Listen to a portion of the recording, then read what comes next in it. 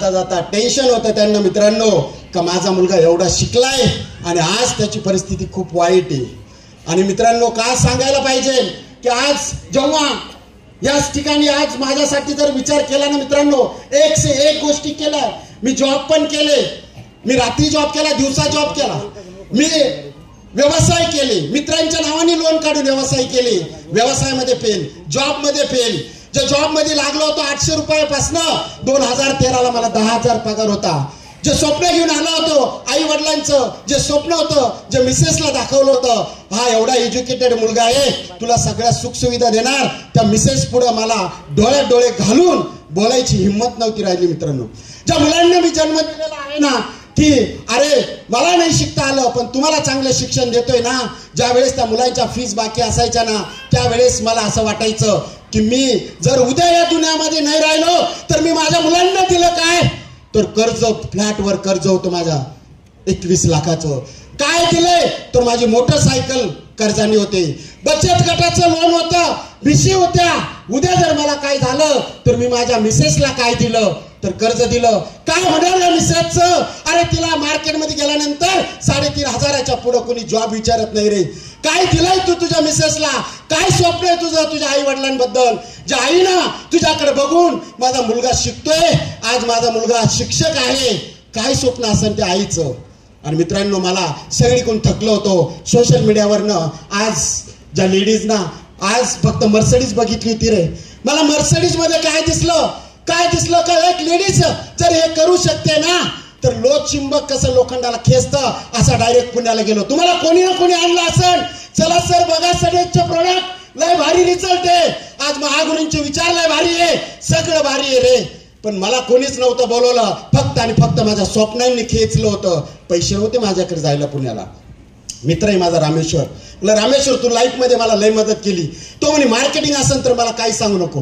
तसं नाही रे, मला माझ्या मिसेसची हेल्थ लय डॅमेज झाली आहे, आज किडनी स्टोन हे ते सगळे, आपल्याला एक प्रोडक्ट आणायला जायचंय तिच्यासाठी, त्यासाठी तो म्हणला पैसे नाही रे, तुझीच गाडी काढ, आपण 2 जण जाऊया आणि फक्त आपल्याला घेऊन यायचंय म्हणून आणलं.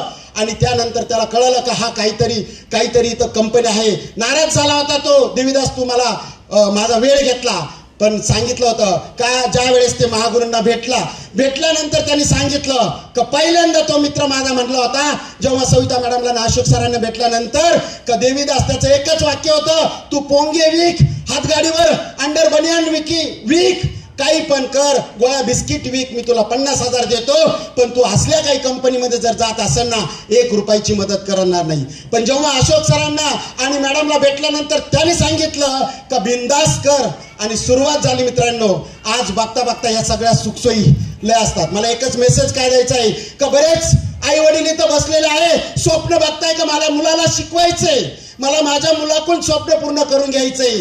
आज तो जमाना गेला, आज ज्याला डिग्री आहे ना त्या डिग्रीला न्याय भेटत नाहीये, आज नाहीये जमाना. आज बघा ना, अरे पोलीस भरतीसाठी, मिलिटरी भरतीसाठी, अरे जे लोक MPSC UPSC ला अभ्यास करायचे ना आज ते पोरं ट्रेस घेऊन सुसाईड करायले. आहे की नाही आपल्या संभाजीनगरमध्ये आज तशी परिस्थिती नाहीये. त्यांना MPSC मध्ये आज लाखामध्ये, UPSC मध्ये आज कॉपी केल्यानंतर आज त्याला रिस्ट्रिकेट केला जातं, त्याच्यावर केस केला जाते. मला इथे एकच कळालं होतं ज्यावेळेस मी महागुरूंना भेटलो आणि त्यांनी सांगितलं का सर तुमचे काहीतरी पुण्यकर्म ओपन झाले म्हणे, तुम्ही मला भेटले, माझी हिस्ट्री सांगितली मॅडम आणि सरांना.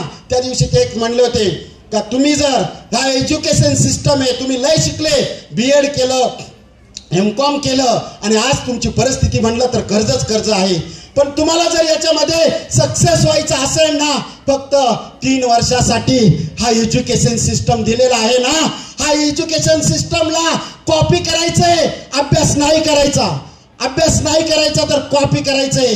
जे आज तुम्हाला दिसतंय ना मॅडमची मर्सिडीज, मॅडमनी फक्त मला कॉपी केले आणि मॅडमनी ज्या लोकांनी मॅडमला कॉपी केलं ना त्यांनी कोणी 50 लाख 1 करोड कमावले.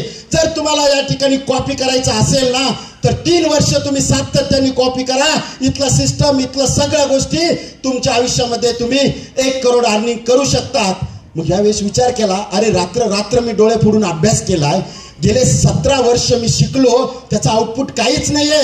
रात्र अभ्यास करून काही नाहीये. मग इथं कॉपी करायला सांगतात ना, काय प्रॉब्लेम आहे. आणि सुरुवात केली मित्रांनो. खूप अवघड असतं, कारण मला शिक्षणाचा इगो होता, वयाचा इगो होता, असतात ना काही. पण ज्या ठिकाणी सरेंडरनेस येतं ना, मला एकच लक्षात येते, आजपर्यंत माझे नातेवाईक नाही म्हणले, आजपर्यंत माझे भाऊ बहीण नाही म्हणले का देवीदास तुझं पोराईबद्दल काय करायचंय, तुझ्या बायकोचं काय स्वप्न आहे, तुझ्या आईचं काय स्वप्न आहे.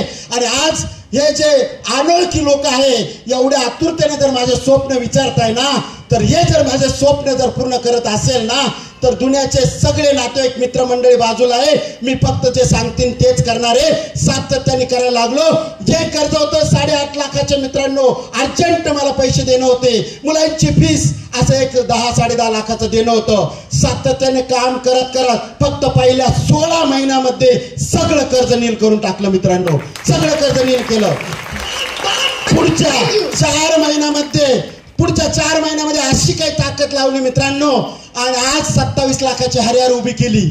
आणि मागच्या संक्रांतीला मित्रांनो 2023च्या जानेवारीला मी आईच्या पाया पडत होतो. आम्ही सगळेजण पाया पडलो आणि खाली पाया पडतो आणि वरून पाण्याचा थेंब माझ्या डोक्यावर पडला, डोळ्यातला. आणि बघतो तर आई रडते.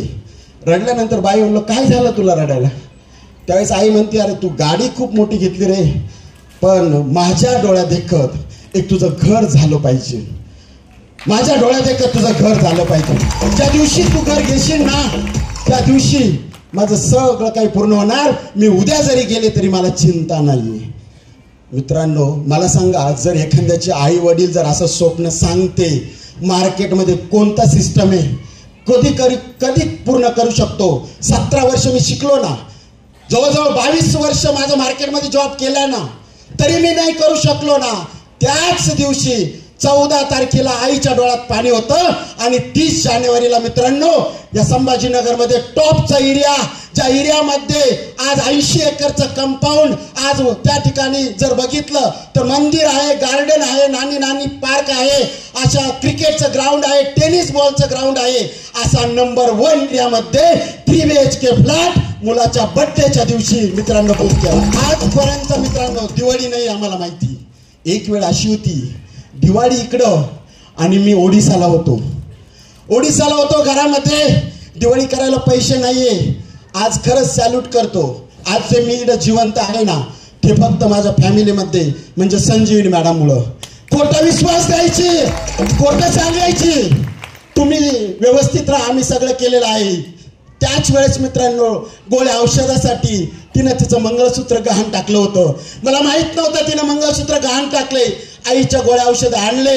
ज्यावेळेस मी आलो, नोटबंदी झाली दिवाळीच्या वेळेस, आणि आल्यानंतर परिस्थिती बघितली ना, त्यावेळेस वाटलं होतं काय जीवन आहे यार आपलं, काय जीवन आहे. इकडे लोक संसूत करताय आणि तू 2700 किलोमीटर आज काम करतोय. कशासाठी करतोय, आउटपुट काय आहे. आणि मित्रांनो कधी दिवाळी माहित नाही आम्हाला, कधी नाही दिवाळी. मॅडमच्या गळ्यावर मंगळसूत्र माहित नाही हो, मंगळसूत्र माहित नाही. असं आई मंगळसूत्र करून द्यायची. मी टेन्शन मध्ये असायचो आणि मॅडम ते मंगळसूत्र लगेच हातात काढून द्यायची. म्हटलं अरे तुझ्या आईनं दिलंय, तुझा दागिना आहे. ती म्हणायची नाही हो, तुम्ही जर नसले ना तर मला काही उपयोग नाही. या पोरांना काय करणार मी, कसं सांभाळणार यांच्यासाठी. तुम्ही जगणं गरजेचं आहे, तुम्ही जगणं गरजेचं आहे. तुम्ही नसाल तर काही खरं नाहीये. आणि त्या ठिकाणी वाटलं यार परिस्थिती अशी आली का जगता बी येणार नाही आणि मरता बी येणार नाही. काय करायचंय, एकही दिवाळी माहित नाही. सणच का करायचंय मित्रांनो. 9 तारखेला एक दिवस बाकी असताना संजीवनी मॅडमच्या नावाने 55 लाखाच्या फ्लॅटची रजिस्ट्री केली मित्रांनो. कोणाला वाटत असेल ना सणच का करायचंय, काय प्लॅटफॉर्म भेटलाय तुम्हाला, अरे काय ओळख आहे इथं. ज्या व्यक्तीने आणलंय ना, जे लोक आले ना इथं मित्रांनो, अरे असं एज्युकेशन सिस्टम, असे गुरु माझ्या लाईफ मध्ये माझा फक्त रक्त चूस करणारे लोक भेटलेले. त्यांना माहिती हा शिकलेला आहे, हा मजबूर आहे, फक्त त्याचा फायदा घ्यायचा आहे. आज जे गुरु भेटले मित्रांनो, खरंच सांगतो पैसा मॅटर नाही राहिला. आणि या संभाजीनगरमध्ये तुमच्या सगळ्यांना देखत सांगतोय, आज जो मस्के देवीदास मस्के आज या ठिकाणी जिवंत आहे आणि आज ज्या परिस्थितीत आहे ना, याचं सर्व आणि सर्व श्रेय हे जातं माझे महागुरु mentor doctor Ashok Todmal sir आणि ग्रेट गुरु सविता.